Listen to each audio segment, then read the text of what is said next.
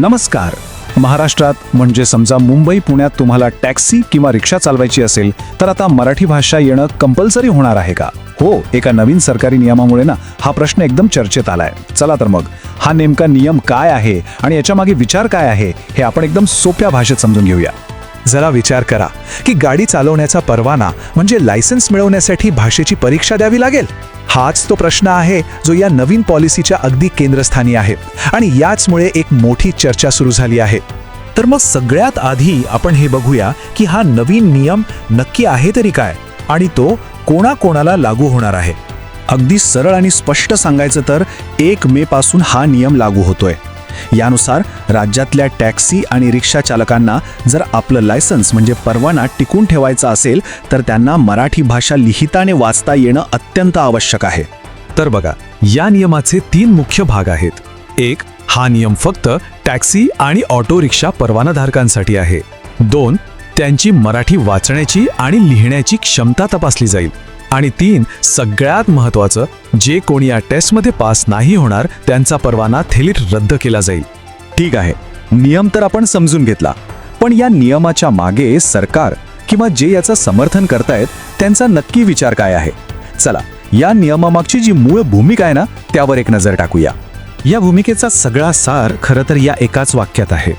युक्तिवाद असा केला जातोय की मराठी ही फक्त एक भावनिक गोष्ट नाहीये, तर ती उदरनिर्वाहाची म्हणजे आपल्या पोटाची भाषा आहे.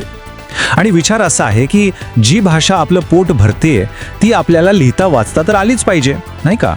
आता ही जी पोटाची भाषा ही मूळ भूमिका आहे तिला सपोर्ट करण्यासाठी 3 मुख्य मुद्दे मांडले जातात. पहिला म्हणजे प्रवाशांची सुरक्षा, दुसरा आहे सांस्कृतिक जोडणी आणि तिसरा म्हणजे चालकांचं कर्तव्य. चला तर मग आता यातल्या प्रत्येक मुद्द्याचा नेमका अर्थ काय आहे हे आपण एक एक करून बघूया. पहिला आणि सगळ्यात महत्त्वाचा मुद्दा म्हणजे प्रवाशांची सेफ्टी. असा युक्तिवाद आहे की विचार करा, जर एखाद्या ड्रायव्हरला रस्त्यावरचे बोर्ड किंवा प्रवाशाने दिलेला पत्ता वाचताच आला नाही तर काय होईल? संवादात अडचणी येतील, चुकीच्या ठिकाणी गाडी जाईल आणि यातून प्रवाशांच्या सुरक्षेचा प्रश्न उभा राहू शकतो. दुसरा मुद्दा आहे संस्कृतीचा. असं म्हटलं जातंय की जेव्हा एखादी व्यक्ती एखाद्या नवीन राज्यात येते पण तिला तिथली भाषाच येत नसेल तर ती त्या मातीशी, तिथल्या लोकांशी मनाने जोडली कशी जाणार, बरोबर ना? तो जो एक परकेपणा असतो तो दूर करण्यासाठी भाषा हाच तर सगळ्यात मोठा पूल आहे.